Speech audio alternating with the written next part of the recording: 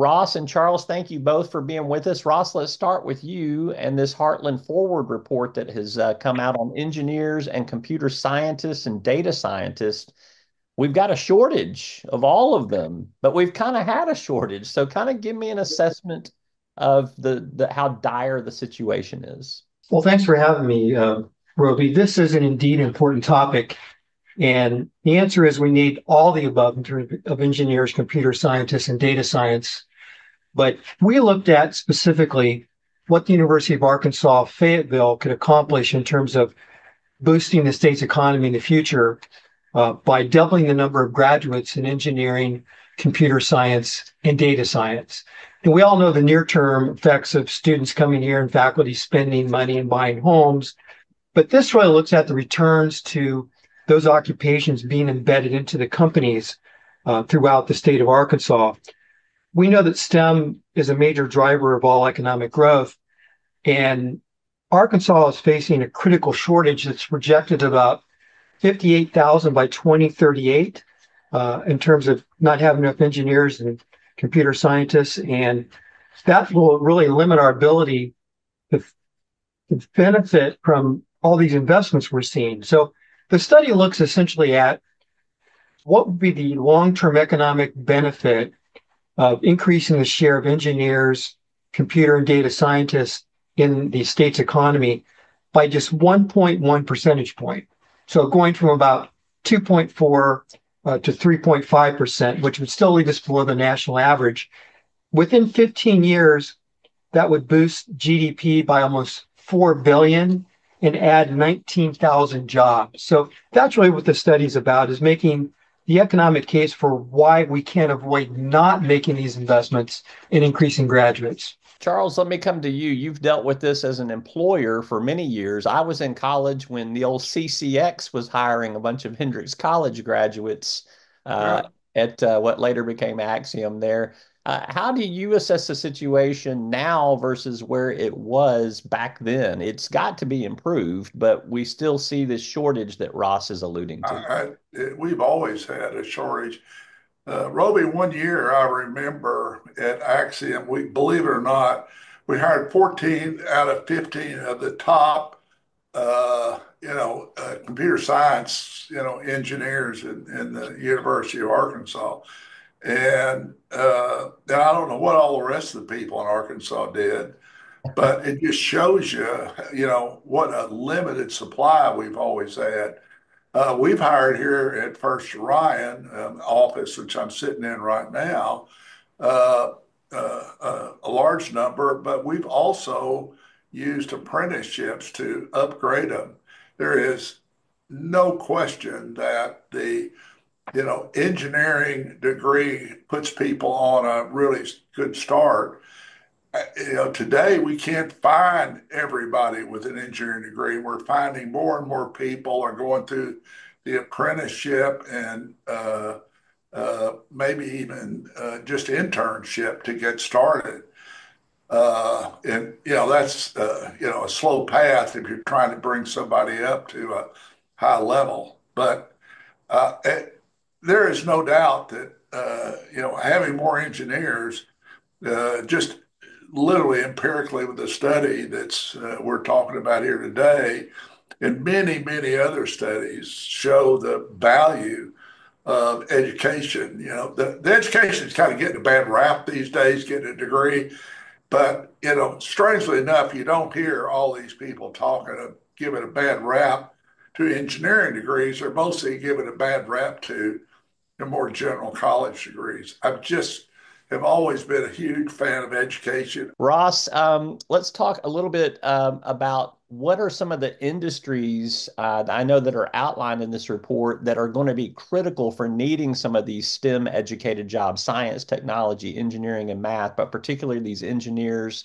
and computer and data scientists. Arkansas is on the verge of seeing a boom in a couple of different areas and regions of the state, and this shortage of workforce we're talking about is critical to making sure we capitalize on that. Well, in addition to all the jobs that Charles is creating in the knowledge-based economy, we have a number of really exciting industry opportunities going on. Looking at steel in Northeast Arkansas, steel needs engineers. whether it's in the plant or whether it's in the design. Also, lithium in South Arkansas is going to need a number of engineers uh, in that industry. Manufacturing across the state. I mean, manufacturing, we used to debate whether, it was high tech or medium tech manufacturing, but today all manufacturing is high tech because if you're not high tech, you won't be in the business very long. So these are all really critical. And then Weyerhaeuser announced a $500 million investment in South Arkansas just earlier this week. So we're already facing shortage of STEM graduates. And if we don't start making these investments now, we're going to get even further behind and potentially preclude these exciting opportunities that are in front of us. Tell me what some of the solutions that could help, maybe in the short term, to build and address this workforce issue, to create more of these graduates. It's more apprenticeships, more internships. Arkansas Center for Data Science, which I've been involved in now for 3 or 4 years. We are the most successful apprenticeship program in the United States in terms of jobs created and the number of successful outcomes.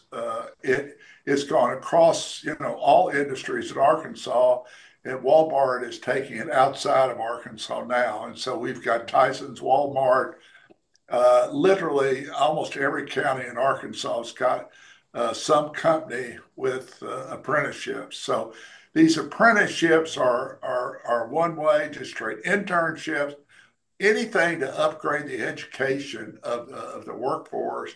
The number of dollars that are generated by Arkansas Center for Data Science, for example, are something like 5 times over a 5-year period what is invested in them, or 8 times, can't remember, but it's huge return on the investment for the companies and the state that invests in them. Well, that's just in pure wage growth and the taxes that they create from the higher wage. So education pays off on every level, I believe. Right. Ross, Charles is mentioning apprenticeships as one potential path for expanding this workforce to the levels that you're talking about. What are some other solutions that you think are out there that can drive this, addressing this shortage of workers? So absolutely agree with what Charles said in terms of internships and apprenticeships, but we also need to build those 4-year degrees and above. For example, at the University of Arkansas, Fayetteville, after freshmen in their winter semester declare their major in engineering, we find that by the time they come to graduation, about half of those that have declared have already moved to other majors or have dropped out.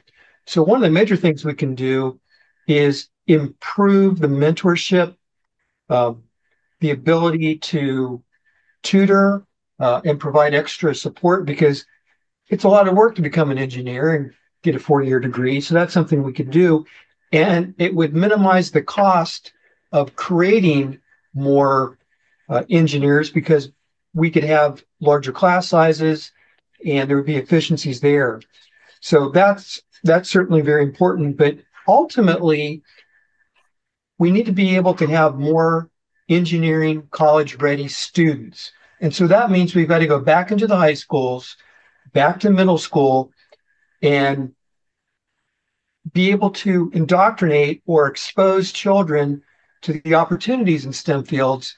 And that's where we've fallen down, because there aren't enough kids that have had the opportunity to have that exposure to become passionate about becoming an engineer or computer scientist, and they never knew what there could have been. Yeah, that's a good point right there for sure. All right. Listen, I agree with Ross. You got to get these young kids excited about what can be earlier in their career. Ross, we have a story on our website and details on the report, but where can people go to Heartland Forward to see this report? I think it's 44-page report or 22-page report, but where can they go to see more about the details on what you guys have explored?